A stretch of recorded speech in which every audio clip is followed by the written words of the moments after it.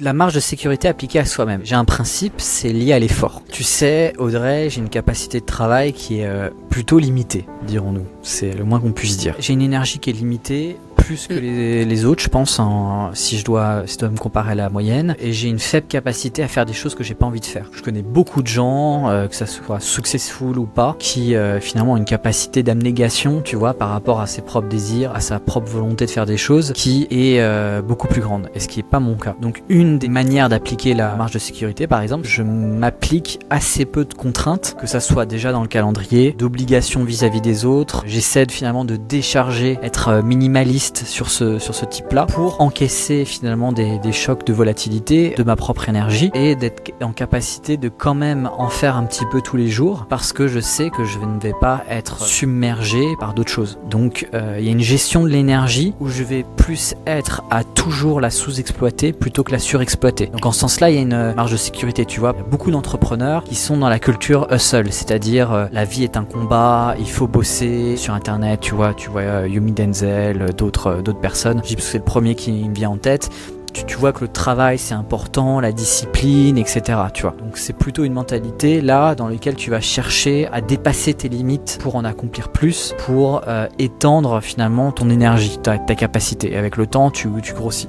Moi c'est l'inverse, c'est que je cherche à être en sous-régime pour être sûr d'être là dans 10 ans. Tu vois. Je vais jamais avoir une période de doute en me disant je vais tout arrêter, c'est trop dur, etc. Je veux tout arrêter parce que finalement j'ai prévu les choses pour que je sois en sous-régime tout le temps. Tu penses que Yumi Denzel, il va pas durer longtemps? Écoute, il a quand même changé un peu le cap du navire là. Il a délégué énormément de choses, il profite beaucoup plus. Je pense qu'il travaille moins qu'avant, mais voilà, il y a quand même eu des années d'abnégation pour arriver là où il en est, et voilà, c'est loin d'être le seul. J'ai un client, il se levait à 5 heures, il chronométrait sa douche pour avoir le temps, etc. Et hop, le rush, le travail jusqu'à finalement s'écrouler et dormir et recommencer, et voilà, ça pendant un an, etc. Et aujourd'hui encore, il surcharge la mule, tu vois, je le vois. Donc c'est un bel exemple de cette marge de sécurité en fait. Yumi Denzel par exemple, maintenant sa marge de sécurité c'est... Enfin je le connais pas personnellement, on en parle parce qu'aujourd'hui il a une grande visibilité, etc. On regarde ses vidéos, j'apprécie ce qu'il fait. Il nous montre régulièrement ses vacances, c'est un sas de décompression pour lui, les vacances, qui permet d'encaisser finalement une intensité plus importante en dehors. Et donc c'est une manière d'appliquer cette marge de sécurité, tu vois. En termes de planification, il va planifier ses vacances parce que le repos fait partie du travail, tu vois. Et c'est important pour pas exploser, tu vois. Moi jamais je vais planifier mes vacances. Tu n'as pas de vacances toi?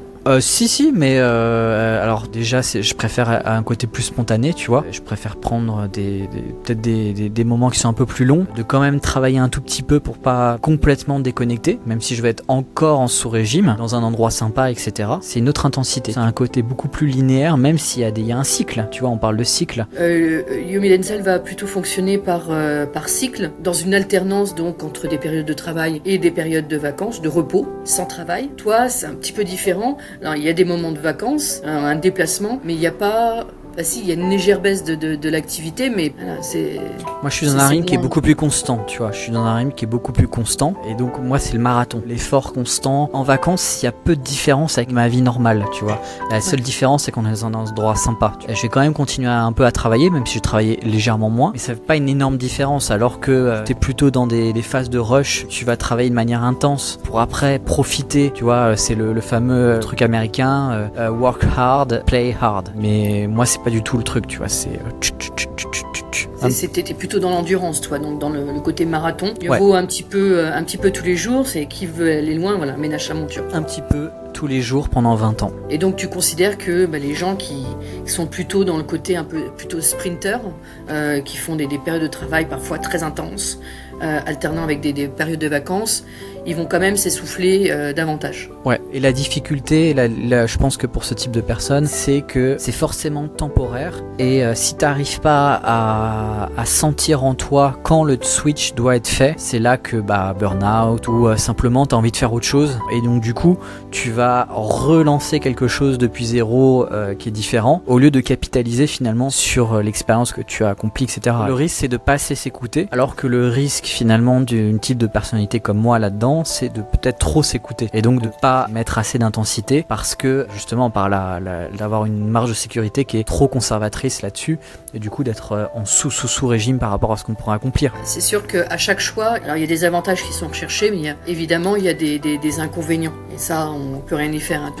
Il y a des plus et des moins, quoi. Ces plus nous apportent vraiment ce qui nous manque, et si c'est moins, on peut les tolérer. Le fait de prendre son temps, de ne pas être surchargé de travail, de ne pas être au taquet, en flux tendu, etc. Ça tient aussi de cette marge de manœuvre. Ça permet d'être plus présent à. Si on peut utiliser cette expression, bon, même si je l'aime pas trop, mais bon, elle existe quand même et elle a son utilité, il y a une pleine conscience, en fait, de la chose qui est examinée, quoi.